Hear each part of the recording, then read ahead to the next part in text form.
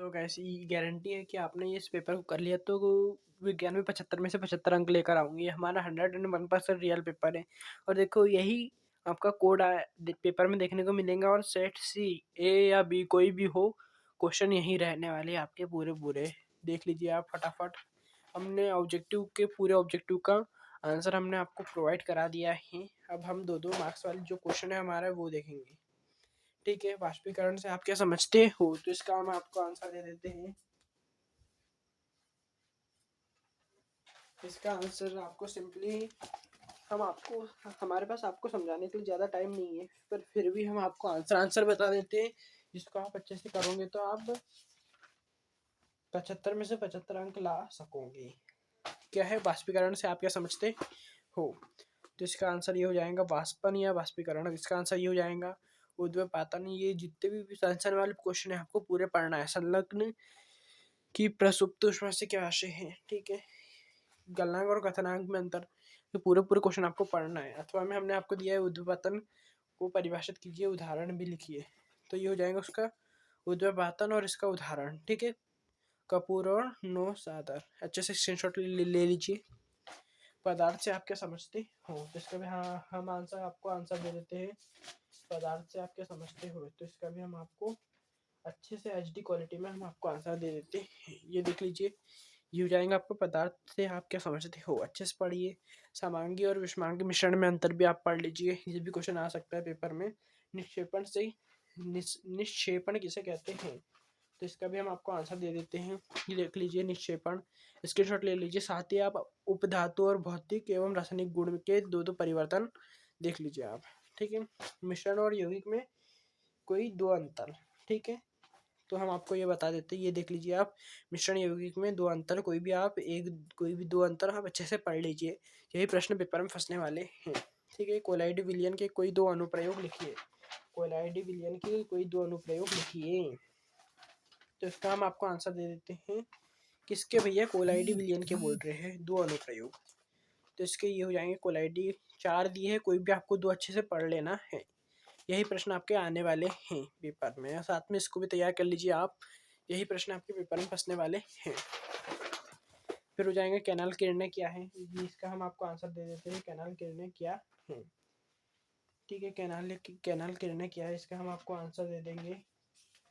अच्छे से पढ़िए आप, यही प्रश्न आपके पेपर में आने वाले हैं। अल्तासवाम दिया हाइड्रोजन के दो समस्थानिकों की संख्या। कैनाल किरणें ये हो जाएगा अपना कैनाल किरणें क्या है वाला आंसर। अच्छे से स्क्रीनशॉट ले लीजिए। और थॉमसन, ये जितने भी डले हैं संसन वाले क्वेश्चन आपको पूरे पढ़ना है इसी में। फिर अथवा में हाइड्रोजन के दो समस्थानिकों के नाम लिखते हुए उनके संकेत लिखिए, तो ये हो जाएंगे हाइड्रोजन के 3 दिए हैं, आपको कोई 2 लिखना है, ठीक है। संकेत भी दिए हुए हैं, पढ़िए आप अच्छे से। बोरबर स्कीम ये वाला क्वेश्चन भी रेडी कर लीजिए आप, ठीक है। ऊर्तक को परिभाषित करते हुए एक उदाहरण दीजिए, ठीक है। ऊर्तक का हम आपको आंसर दे देते हैं। ऊर्तक वाला है ना, ऊर्तक को परिभाषित करते हुए क्या देना है भैया आपको, एक उदाहरण देना है। तो ये हो जाएगा संरचनात्मक व उत्पत्ति। ये अच्छे से पढ़ लीजिए, आपको यही प्रश्न पेपर में आने वाले हैं। साथ ही आप जाइलम के कार्य पढ़ लीजिए, ये पढ़ लीजिए, ठीक है। रंध्र के कार्य पढ़ो अच्छे से आप। ये वाले चित्र भी आ सकते, रैखित और हृदय पेशी पढ़ो आप अच्छे से। रंध्र के कार्य हमने अभी आपको बताया। ये हो जाएंगे रंध्र के कार्य, स्क्रीनशॉट ले लीजिए। रुधिर या रक्त के दो अनुप्रयोग, ठीक है।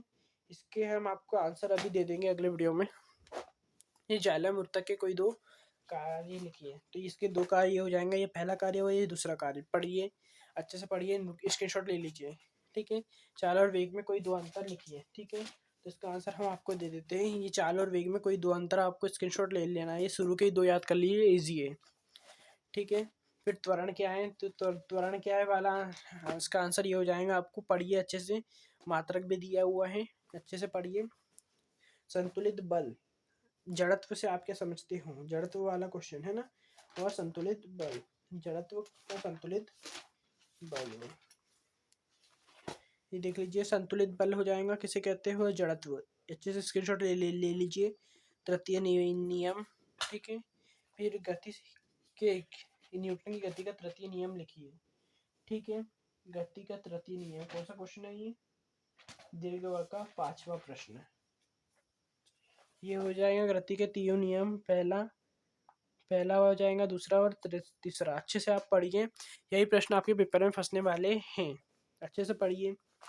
ठीक है, फिर घर्षण के कोई दो लाभ लिखिए। घर्षण के लाभ तो ये हो जाएगा, घर्षण की हानियां पढ़ लीजिए, लाभ पढ़ लीजिए और उपाय। आप कुछ भी आ सकता है तीनों में से, ठीक है। ये रियल पेपर तो नहीं है, पर इसके आने की 90% चांस है, इसलिए हम आपको बहुत देर से वायरल हो रहा था, इसलिए हम इसके आपको आंसर दे रहे हैं। गुरुत्वाकर्षण का सार्वत्रिक का नियम लिखिए। गुरुत्वाकर्षण का सार्वत्रिक नियम ये पिछले साल भी आया था और बहुत बार आता है भैया, तो आप न्यूटन का सार्वत्रिक का नियम अच्छे से पढ़ लीजिए। ठीक है, समानुपाती होता है, व्युत्क्रमानुपाती होता है। ठीक है, फिर अथवा में दिया है उत्प्लावकता से आपके समझते हो, तो आप इसको भी पढ़ लीजिए अच्छे से। साथ ही हमने दिया आर्किमिडीज के सिद्धांत क्या है वो लिखिए, तो आर्किमिडीज का सिद्धांत लिख लेना है आपको। गुरुत्वाकर्षण का सार्वत्रिक नियम ये है।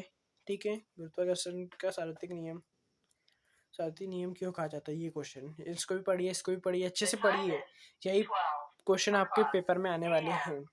ठीक है, गुरुत्वीय त्वरण किसे कहते हैं, तो ये त्वरण हो जाएगा। 2-2 मार्क्स वाले पूरे क्वेश्चन कंप्लीट हो गए। हम आपको अगले वीडियो में 3-3 मार्क्स, 4-4 मार्क्स वाले पूरे क्वेश्चन आपको प्रोवाइड कराएंगे। ये देख लीजिए आप क्वेश्चन। ठीक है, अच्छे से पढ़िए आप, एक एक क्वेश्चन के हम आपको आंसर HD क्वालिटी में प्रोवाइड कराएंगे। ठीक है, 3 अप्रैल का 100% रियल पेपर यही आने वाला है। बाय।